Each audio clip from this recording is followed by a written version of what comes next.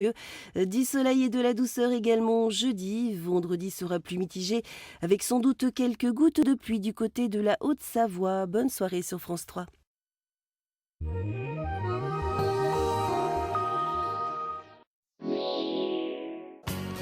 Préparez-vous aux fêtes de Noël en suivant la météo sur France 3 avec les magasins Vima.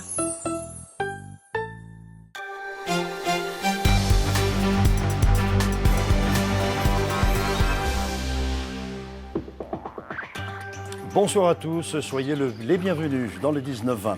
Au sommaire du Journal des Alpes, ce soir, un référendum lancé par l'Automobile Club dauphinois qui souhaite recueillir l'avis des automobilistes de l'agglomération grenobloise. Il concerne la limitation de la vitesse à 30 km/h qui entrera en vigueur le 1er janvier prochain dans une quarantaine de communes. Champs-Rousse fait le point pour la période de Noël. Le manque de neige est palpable et les réservations stagnent pour la première semaine de vacances. Par ailleurs, nous recevrons Claude Gardet, président de Play Alpes Isère. Il nous présentera un nouveau type de forfait pour consommer le ski autrement. Nous ouvrirons enfin le deuxième volet de notre série En attendant Noël. Vous découvrirez un spectacle féerique qui se joue tous les ans à Évian, en Haute-Savoie. C'est le retour des flottins parmi les humains. À 19h30, Carole Gessler pour l'édition nationale. Elle reviendra sur l'état d'alerte maximale à Los Angeles. 2 semaines après la fusillade en Californie, toutes les écoles sont fermées suite à des menaces terroristes jugées crédibles par les autorités. Chaque établissement scolaire est inspecté. Les enfants ont été renvoyés chez eux. Dans les Alpes, 13 communes de l'agglomération de Grenoble limiteront la circulation en ville à 30 km/h dès le 1er janvier. Elles seront plus d'une quarantaine à terme. Objectif, limiter la pollution et protéger les piétons. À ce propos, l'Automobile Club dauphinois a lancé un référendum pour recueillir l'avis des conducteurs qui n'ont pas encore été consultés. Jean-Christophe Pain, Maxime Kemener.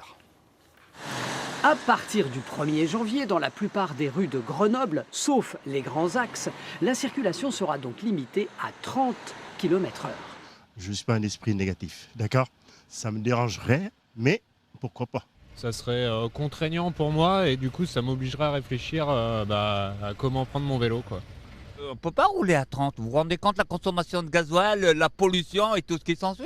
Ça va diminuer. On va rouler en deuxième, première, deuxième, tout le long. Vous vous rendez compte? Vous êtes mécanicien? Hein? Vous êtes mécanicien? Non, je suis plombier. Je pense que c'est très bien, parce que j'ai 4 enfants et je pense que c'est une bonne sécurité pour eux. Moi je préfère rouler à 50 qu'à 30. Bon, parce que s'il faut tout le temps rouler à 30, même le soir où il n'y a personne quand je rentre tard... Il faut que ça gêne personne et que tout le monde s'y retrouve. Pourquoi pas uniquement en centre-ville? Mélan, Mont-Saint-Martin, Notre-Dame-de-Mézage, Quai en Chartreuse, Saint-Paul-de-Vars et Sarcenat refusent cette limitation. Au total, 43 communes sur les 49 de l'agglo grenobloise appliqueront le 30 km/h. Et ce qu'on se rend compte quand on discute avec les gens, c'est qu'ils n'ont pas conscience que c'est dans l'ensemble des communes, que c'est 24 heures sur 24 et que c'est 7 jours sur 7. C'est voilà, 30 km/h, effectivement, quand on nous dit on roule déjà à 17 km/h, mais on roule à 17 km/h En moyenne. En moyenne, mais pendant les 2 heures d'embouteillage le matin et les 2 heures d'embouteillage le soir, ça fait 4 heures par jour. L'Automobile Club a donc lancé un référendum sur le sujet, 5000 réponses depuis jeudi sur le site de 40 millions d'automobilistes. De son côté, la métro dévoilera sa signalisation lundi prochain. 13 communes appliqueront le 30 km/h dès le 1er janvier. Triste anniversaire, il y a 20 ans, 16 membres de la secte du Temple solaire étaient retrouvés morts, calcinés dans une forêt de Saint-Pierre-de-Chérennes dans le Vercors. Suicide collectif ou assassinat commandité, l'enquête n'a jamais pu dévoiler la vérité sur cette affaire qui avait profondément ému la région. Aurélie Massé. Tout démarre le 15 décembre 1995 par le signalement de la disparition de plusieurs membres de la secte du Temple solaire. Une semaine plus tard, dans le Vercors, près de Saint-Pierre-de-Chérennes, la gendarmerie découvre au milieu d'une clairière 16 corps carbonisés, dont 3 enfants, des Suisses et des Français. Tout laisse penser à un rituel mystique. Les cadavres sont disposés en étoiles. Les corps, en tout cas, sont dans une position qui donne à penser qu'ils ont été aspergés de liquide inflammable, alors qu'ils se trouvaient en cercle, assis, puisque le centre du cercle n'est pas trop enflammé. Et à la périphérie, la trace de combustion est nette. Et les corps se sont affaissés en arrière, où ils étaient déjà dans cette position. Un scénario identique à celui relevé un an plus tôt au Québec et en Suisse. 53 adeptes de la même organisation dont les gourous Jody Mambro et Luc Jouret avaient été tués par balle avant d'être brûlés. L'enquête va durer 5 ans, 40 tonnes de dossiers pour un procès qui s'ouvre en avril 2001 à Grenoble. Le seul prévenu sera Michel Tabachnik, le célèbre chef d'orchestre franco-suisse. S'il est avéré qu'il avait des liens de sympathie avec Jody Mambro et Luc Jouret, l'homme a toujours nié son implication dans l'ordre du Temple solaire. Il sera relaxé en première instance, jugement confirmé par la Cour d'appel en 2006. 50 personnes ont dû être évacuées d'urgence au centre de Bourgoin-Jallieu ce matin. Un engin a heurté une conduite de gaz, provoquant une fuite. L'incident a été maîtrisé et les magasins ont pu rouvrir vers 11h45. Image Benoît Levaillant. Les postiers d'Albertville devant la justice. Après le malaise dramatique d'une de leurs collègues, les représentants du personnel ont demandé une expertise indépendante sur leurs conditions de travail, mais leur direction a décidé de contester cette mesure. L'affaire était examinée aujourd'hui au tribunal de grande instance d'Albertville. Cédric Picot, Frédéric Pasquette. Pour la direction, travailler à la poste du secteur d'Albertville ne génère pas de risque grave. Il faut donc annuler l'expertise commandée par le comité d'hygiène et de sécurité. A l'inverse, les représentants du personnel demandent en urgence un regard extérieur sur leurs conditions de travail. L'expert est technique et indépendant. Il est agréé par les services du ministère du Travail, donc les résultats attendus de cette expertise ne pourront pas être contestés par la Poste. La demande d'expertise fait suite au grave accident vasculaire cérébral qui avait frappé une salariée sur son lieu de travail cet été, quelques jours après la réorganisation des tournées sur son secteur. La direction accuse les syndicalistes d'utiliser ce drame pour bloquer les réformes en cours. Elle nie tout lien de cause à effet. Certains salariés pensent le contraire. Pour moi, oui, c'est vraiment lié à ça. Même si à l'audience, l'avocat de la Poste a dit qu'elle avait eu un AVC il y a 11 ans. Je suis d'accord avec eux, mais elle a été suivie au mois de mai par son médecin pour voir comment elle allait et tout allait bien. Il lui fallait surtout pas de stress et de contrariété. Et voilà le résultat d'aujourd'hui. La plateforme de distribution de courrier d'Albertville, c'est 8 implantations en pleine réorganisation. Une restructuration synonyme de pression et de surcharge pour ses salariés. Le malaise avait été pointé il y a déjà 1 an dans un rapport médical interne. Les syndicalistes ont l'impression de ne pas être entendus par leur direction. La chose la plus choquante, c'est que non seulement elle n'a rien à faire, non seulement elle continue ses réorganisations, mais quand le comité d'hygiène et de sécurité essaye de faire passer une expertise qui fait suite à quand même un AVC pour justement pouvoir aider l'employeur à prendre des bonnes mesures de prévention, on se retrouve devant le tribunal. C'est dégueulasse. La justice dira le 5 janvier si elle annule ou non l'expertise commandée par le CHSCT. Pour l'instant, la direction de la Poste ne fait aucun commentaire sur cette affaire. Environ 200 personnes ont manifesté au centre-ville de Grenoble en fin d'après-midi. Un rassemblement contre l'état d'urgence. Un rassemblement à l'initiative de syndicats ou d'associations, comme par exemple la Ligue des droits de l'homme. Et alors que Noël approche à grands pas, les commerçants grenoblois voient arriver les clients au compte-gouttes. Le chiffre d'affaires accuse une baisse de 20% depuis le mois de novembre. L'ambiance festive a du mal à s'installer, comme si le moral des consommateurs était touché. Jean-Christophe Solari, Jean-Pierre Rivet. À 10 jours de Noël, c'est à peine si dans les rues de Grenoble on remarque quelques sapins décorés, quelques vitrines aux couleurs de fête. Comme si le cœur n'y était pas vraiment, encore affecté par les attentats de Paris et la crainte qu'ils ont fait naître. On n'est pas encore guéri. Voilà, on n'est pas encore guéri. Voilà. Faut attendre le premier verre de champagne peut-être. Voilà, on va dire ça. Même deux. Même deux.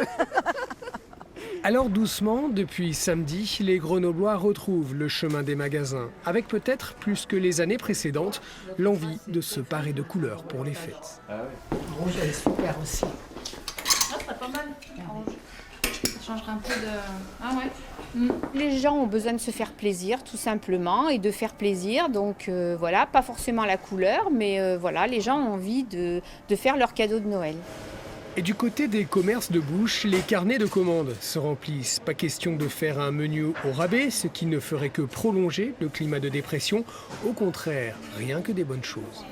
Des langoustes, des plats cuisinés, des escargots, du foie gras, du saumon fumé. Tout pour faire la fête. et célébrer le plaisir d'être ensemble avec ceux qui comptent. Pas de froufrou, en simplicité, mais en famille. Je pense que Noël, c'est ça, c'est une fête de partage, donc faire plaisir aux autres avant tout. Reste à trouver le cadeau qui convient à chacun, avec cette petite peur de décevoir. Mais si la légèreté et l'innocence de l'enfance sont au rendez-vous, il y aura certainement des sourires au soir du réveillon. Hier déjà, nous évoquions les réservations en baisse pour les vacances de Noël dans la station du Grand Bornand en Haute-Savoie. Une tendance qui se confirme un peu partout dans les Alpes. En Isère, à Champs-Rousse, le taux est de 50% seulement pour la semaine de Noël. En revanche, le Nouvel An s'annonce plutôt bien. Nathalie Rapuc, Dominique Semet. À 1700 mètres d'altitude, les skieurs sont bien là, et la neige aussi, sur la douzaine de pistes ouvertes sur le domaine de Champs-Rousse. Champs-Rousse Réservation, bonjour. À la centrale d'appel, suite aux attentats du 13 novembre, le téléphone ne sonnait plus. Les réservations se sont faites plus tard que les autres années. On a eu beaucoup d'appels après le week-end. Aujourd'hui, ça s'est un petit peu calmé. Les gens sont en train de préparer leurs vacances, donc les arrivées sont samedi. Avec le manque de neige de l'an passé à la même époque, les réservations ne dépassent pas les 50% pour la semaine de Noël. Pourtant, l'enneigement est meilleur cette année. On a eu une chute de neige il y a 2 semaines qui a permis d'enneiger très bien le domaine. On a refait de la neige de culture aussi depuis. Ça fait qu'on a de bonnes conditions de neige actuellement, sur à peu près 35% du domaine ouvert, avec un retour ski au pied assuré en station. Dans cette agence de location d'appartements, la tendance est égale aux autres années avec presque la totalité de remplissage. Un phénomène à contre-courant qui s'explique par le type de clientèle qui ne vient pas seulement pour le ski. On a beaucoup de clients habitués qui reviennent déjà chaque année. On a des clients qui apprécient le site qui est en pleine nature, qui permet vraiment à une clientèle familiale de profiter de plein d'activités. Donc voilà, je pense qu'on est vraiment axé sur cette clientèle famille sur cette période-là, en tout cas. Comme pour d'autres stations du département, Champs-Rousse n'est pas inquiète pour la saison. Les réservations pour le Nouvel An sont estimées à près de 95%. Invité du Journal des Alpes, Monsieur Claude Gardet, président de Pléalpes Isère. Bonsoir. Bonsoir. Alors, vous êtes venu avec une drôle de petite carte qui pourrait révolutionner notre consommation du ski. Ça s'appelle un Pléalpes, justement. C'est la carte Pléalpes Isère. Et ça remplace un forfait. Expliquez-nous comment ça marche. C'est exactement la même technologie qu'un forfait type main libre, etc., qui passe aujourd'hui dans les stations. Son originalité, c'est que ce forfait est capable de passer dans tous les domaines skiables qui sont adhérents de Pléalpes. En l'occurrence, il y a 15 domaines skiables qui ont adhéré à cette association dès la première année. Et ça fonctionne un petit peu comme les abonnements autoroute, les cartes d'autoroute. C'est ça, on peut transposer la technologie. Voilà, vous avez aimé l'autoroute et le badge, c'est très pratique. Vous allez adorer Pléalpes. Alors pour le client, comment ça se passe? Il achète d'abord cette carte? Alors c'est un abonnement qui vaut 5 €. En fait, c'est le prix de la carte. Et on se déclare, on va valider sa carte sur Internet en début de saison. Et ensuite, on a un accès automatique, soit sur les bornes main libre, soit sur un distributeur qui sera à l'entrée de la station. Et c'est valable aujourd'hui dans une quinzaine, je dirais, de stations de ski, soit de l'Isère pour l'instant. Soit la quasi-totalité des stations de l'Isère, donc autour de Grenoble. Et cette carte s'adresse particulièrement aux skieurs de la région qui vont pouvoir, avec un seul forfait, accéder à ces différents domaines skiables. Alors les totalités, il manque quand même les Deux Alpes, qui est quand même une référence dans le ski, qui n'est pas encore dans vos petits papiers. Pas encore, comme vous le dites, c'est-à-dire qu'on est en contact parce que voilà, le timing était très serré, on s'est décidé assez tard, c'était en octobre quand on a décidé, et le timing était un peu serré, et voilà, les Deux Alpes y réfléchissent et probablement... Vous n'êtes pas inquiet, l'ensemble des stations de l'Isère vont abonner, pourquoi? Parce que ça avantage le client, le consommateur, comment? Qu'est-ce qu'il y trouve comme avantage? Eh bien déjà, le gain de temps, la praticité pour accéder aux stations, on ne fait plus la queue aux caisses. En fait, on se déclare, on a tout préparé, on connaît les tarifs parce que tout est sur le site internet et ensuite on peut aller skier en famille puisqu'on peut avoir pour un même compte plusieurs cartes. Et vous consommez le ski que vous pratiquez, pas plus. Si je skie 3 heures, on ne me comptera que 3 heures de ski. Voilà, c'est là que le système est très fort, c'est-à-dire qu'on sait par que le temps que vous passez sur le domaine skiable et à ce moment-là, la facturation est adaptée à la demi-journée ou à la journée. Et si je skie le matin à Champs-Rousse, l'après-midi à Méaudre? Oui, alors c'est tout à fait possible, des stations qui seraient très proches, mais la configuration des lieux fait que si vous choisissez un site, vous allez skier dans ce site-là. Mais on pourrait imaginer, oui, effectivement, changer de site en cours de journée. Mais c'est l'avenir ? C'est un forfait d'avenir, puisqu'en fait, on a marié le sport, la montagne, mais la technologie. Et sur Grenoble, voilà, on se devait d'être performant. Et merci à vous, Claude Gardet, d'être venu nous expliquer la naissance de cette nouvelle carte. Rendez-vous sur les pistes avec Claire. Rendez-vous sur les pistes. Merci à vous. Et même si l'hiver n'est pas tout à fait au rendez-vous, lui, le tunnel des Montées qui relie Chamonix à la Suisse est prêt à affronter les intempéries. Sa plateforme est enfin achevée. Elle sera inaugurée demain. C'était la dernière partie ou la dernière étape de cet ouvrage souterrain très particulier. Ingrid Pernet-Duparc, Serge Vorette. Ce tunnel n'existe pas, tout au moins pas sur les cartes routières, car il est avant tout ferroviaire. Et accessoirement, si le col, juste au-dessus, est fermé, il peut en toute sécurité accueillir le trafic routier. Un aménagement hybride qui date des années 80, mais qui depuis sa rénovation l'année dernière, évite à ceux qui habitent juste derrière et bien plus loin de longues, très longues attentes. Les gens qui descendent de l'Est, souvent passent par la Suisse pour rejoindre Chamonix ou Courchevel. Donc il y a énormément de personnes sur Valorcine, il y a énormément de personnes de ce côté en attente. J'ai connu des personnes qui avaient mis plus de temps pour aller de ce côté-ci du tunnel jusqu'à Valorcine que pour aller de Lille à ici. La rapidité et la sécurité ont un coût, 24 millions d'euros investis en grande partie par le département, et la toute nouvelle plateforme a une fonction précise de régulation. Avant, l'ancienne exploitation, on rentrait et on sortait du même côté sur Montroc. Maintenant, on rentre par cette voie dédiée et on sort de l'autre côté de la voie ferrée en faisant le tour de la gare.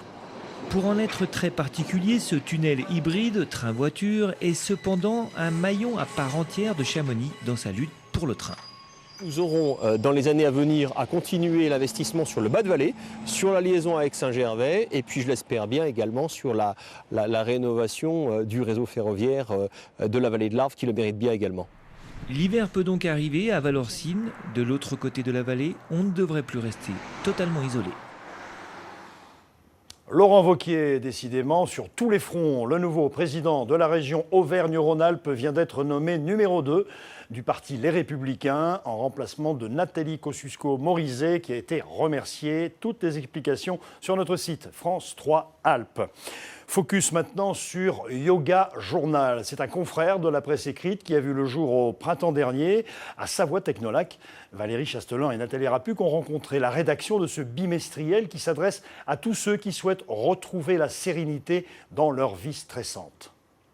Faire un petit moment d'observation pour ressentir les effets de cette première posture. Pause déjeuner en centre-ville de Chambéry. Sur le parquet, de tous âges, de tous horizons, les élèves s'appliquent. Quand on sort d'un cours, on est vraiment relaxé, décontracté, c'est très intéressant comme ressenti. Beaucoup de gens disent que le yoga c'est quelque chose d'un peu spécial pour les gens, faut être un peu bobo ou des choses comme ça, que pas du tout en fait. C'est une ouverture d'esprit différente et moi je conseille le yoga, ça fait du bien pour plein de choses. Avec Jean-Pierre et Noélie, 2,5 millions de yoginis en France, 6 000 profs et 4 journaux spécialisés, parmi lesquels le bimestriel Yoga Journal, né au printemps dernier, dont le siège social est installé à Savoie-Technolac. Nous nous invitons à la conférence de rédaction pour le numéro 6, celui qui sortira en janvier. En ligne de Paris, Anaïs, rédactrice en chef, qui travaille sur le dossier du mois Le yoga à l'hôpital. Dis-nous où est-ce que tu en es de l'article. Donc ça consiste en 3 rencontres avec les patients. Donc c'est des patients qui sont atteints de problèmes de lombalgie sévères. Apparemment, c'est vraiment des gens qui ont des gros problèmes, même pour se déplacer. Ils souffrent en permanence. Mais voilà, donc il ne reste plus que l'interview pour toi. Anne, naturopathe, nous fait voyager au pays des saveurs. Dans ce numéro, cap sur l'Italie.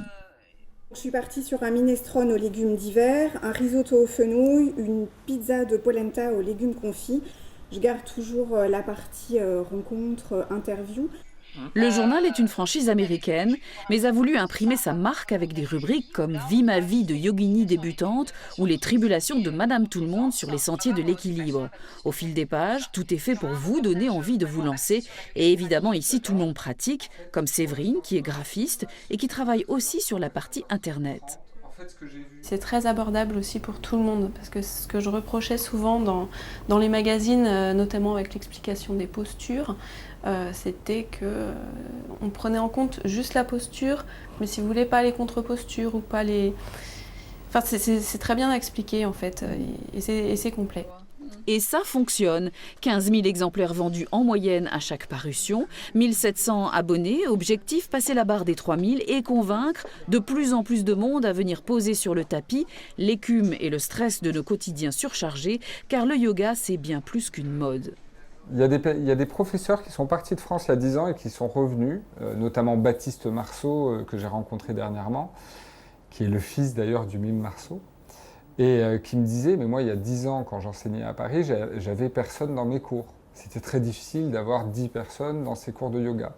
Et aujourd'hui, vous voyez dans les salles et partout en France que le yoga se développe à une vitesse grand V parce qu'on s'aperçoit que les gens se soignent avec le yoga. En attendant janvier et l'éclosion du prochain numéro, tous au tapis, histoire de trouver ou retrouver le sens de l'équilibre. Le portrait d'une artiste qui marche à l'émotion. Elle s'appelle Greta Amat et vit à Chambéry, en Savoie, où elle sculpte la glaise depuis une dizaine d'années. Depuis quelques semaines, elle travaille sur une œuvre inspirée des attentats du 13 novembre dernier.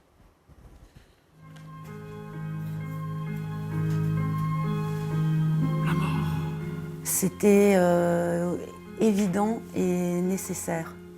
Parce que quand il y a eu ces événements-là, moi je suis remontée dans mon atelier le lendemain. J'étais en train de travailler sur un autre projet, quelque chose de beaucoup plus sympa et tendre, les Fables de La Fontaine. Et j'ai pas pu travailler. J'ai pas pu, c'était un sujet beaucoup trop léger. Et j'étais touchée, mais vraiment très touchée par ce qui s'était passé. Toute petite, je me suis retrouvée au bord du Fier. Et la terre, c'était de la glaise. Et je me suis mis, moi, à jouer avec ça en étant gamine, quoi. Et j'ai trouvé ça fabuleux qu'on puisse donner des formes avec autre chose que du sable, parce que c'était de la glaise. Et j'ai commencé comme ça à être subjuguée par cette matière. Les choses ne sont pas simples. Ce qui donne, moi, ce qui fait qu'elles deviennent simples, c'est quand je travaille avec le cœur et l'émotion. Faire une commande pour une commande, par exemple, c'est très difficile pour moi. Il faut que je m'approprie. On m'a demandé un animal, il n'y a pas très longtemps. Tant que je ne connaissais pas l'animal, je n'arrivais pas à le faire. Un chien, le portrait d'un chien. J'ai fait ce chien, mais une fois que je le connaissais. Et là, j'ai passé l'émotion. Et donc, ça devient facile. Le message essentiel, c'est qu'on m'oublie, en fait. Quand on regarde une de mes sculptures, j'aimerais qu'on m'oublie et qu'on puisse, que le spectateur puisse intégrer ma sculpture, se l'approprier, être totalement dedans et ressentir l'émotion que j'ai pu y mettre. Si cette émotion, je peux la partager, que ce soit la sidération, que ce soit l'amour, que ce soit la passion des animaux, que ce soit une réflexion, je suis heureuse. Deuxième volet de notre série, En attendant Noël, une fête religieuse qui draine aussi sa part de légendes, de mystères et de rêves. Exemple avec cette tradition à Évian, au bord du lac Léman, où les flottins prennent possession des lieux chaque année à la même période.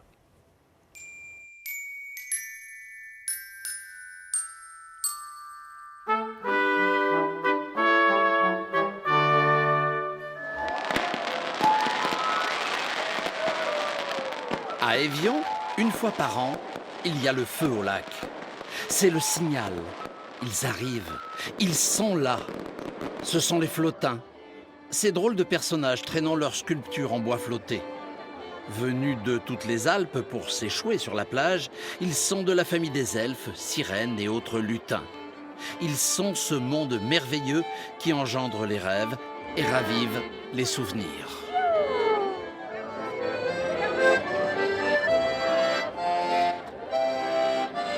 Ah, les flottins, c'est la magie. Hein. C'est des lutins. C'est la féerie de Noël pour les enfants. Ouais. Ils font plein de formes et c'est trop joli après. Il y a bien longtemps, les hommes, aidés par les trolls, ont voulu faire disparaître les flottins. Mais c'était sans compter sur l'intelligence et les pouvoirs merveilleux de ces êtres exceptionnels.